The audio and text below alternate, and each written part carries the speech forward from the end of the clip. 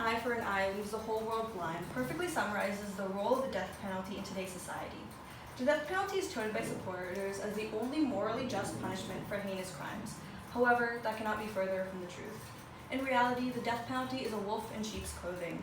Capital punishment is incredibly unjust and costly. It is revenge disguised as justice, and it must be fixed. Therefore, after much research, I have concluded that the death penalty must be abolished and replaced with life imprisonment that focuses on rehabilitation. In order to be a nation that leads and does not follow, we must be morally justified in our actions, and my solution is the best way to do so. When trying to understand why the death penalty must be abolished, and one must understand why capital punishment is flawed. So why is the death penalty an imperfect system? Though in theory the death penalty should be only given to those who are guilty, that cannot be further from reality. In the past 20 years, over 120 wrongfully convicted individuals have been exonerated and released from death row. This means that there can be innocent people who have been executed or are still on death row. This infographic right here shows that in 2015 alone, there have been over 150 wrongful convictions and exonerations. This means that this also extends to the death row penalty too, so there could be more people who haven't been exonerated that are innocent.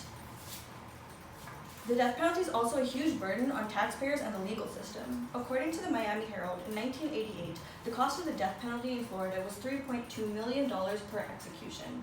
The death penalty is such a costly process because of the high legal costs. Those sentenced are given multiple opportunities to appeal their cases, and the extra costs of these appeals are placed on taxpayers.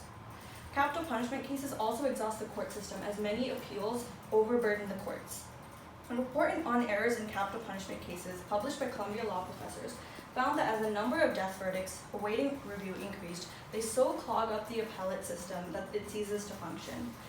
In this graph here, you can see that as the years go by, the amount of caseload increases at an exponential rate. This means right now, the courts are dealing with more cases than ever before, and the death penalty appeals cases add to that.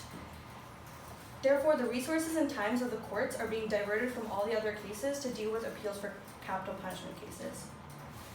Now that we know why the death penalty is morally unjust and flawed, we must find out how to fix it. A solution to fixing the death penalty crisis in the United States is to abolish it and replace it with life imprisonment.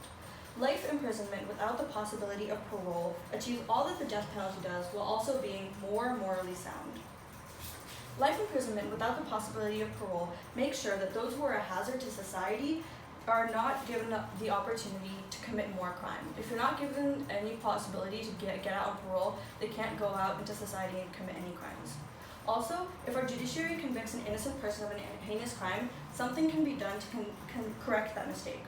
When someone is wrongfully convicted and given the death penalty, it is an irrevocable punishment. This means that there can be nothing done to correct it. You can't bring someone back from the dead. However, with life imprisonment, at least something can be done to make up for that egregious mistake by the judiciary. Not only is life imprisonment more morally sound than capital punishment, it is also less costly and less of a burden on taxpayers. In 1992, the Dallas Morning News published that the trials and appeals of a capital case alone cost Texas $2.3 million per case on average, which was approximately 3 times the cost of imprisoning someone for 40 years. These two graphs here show the disparity. This one shows the disparity between the cost of life imprisonment versus the cost of a death penalty case, and this shows all the possible outcomes of a death penalty case and what the prices are. And in this graph, you can see that the costs are within the millions. With the amount saved from not having to deal with the death penalty, as you can see, the disparity is quite large.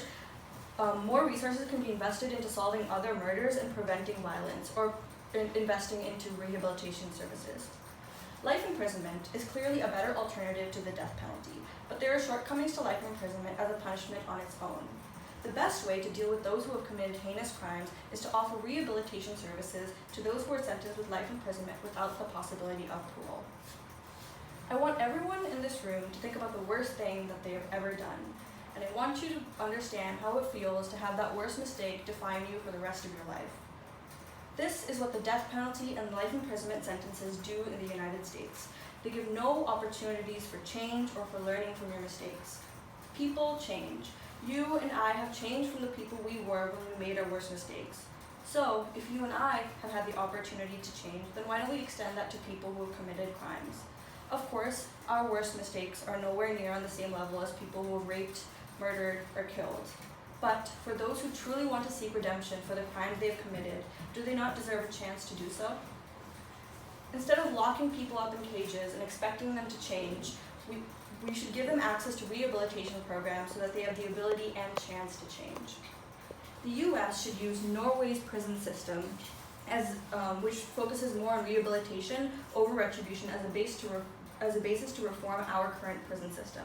When BBC reporters went to Norway to research the prison system, they were surprised to find barefoot murderers, rapists, and drug smugglers practicing the downward dog and the lotus position alongside their prison officers.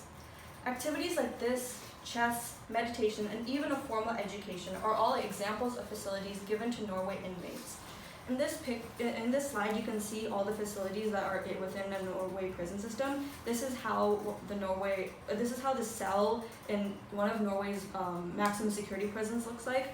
This is one of the many activities they offer. In this case, it's pottery, and this is an example of the vocational training they give, which is cooking, so that prisoners can make a life for themselves after being criminals. It is highly improbable that the United States will ever go to the lengths that Norway has in terms of prison reform. Norway has even gone a step beyond the US and has even gotten rid of the life imprisonment. However, by offering activities and classes similar to how Norway helps rehabilitate inmates, those facing life imprisonment can learn from mistakes, make something of themselves outside of their identity as a criminal, and give back to the society they have harmed. These are my proposed solutions to fixing the death penalty crisis in the United States, and now I shall conclude my speech.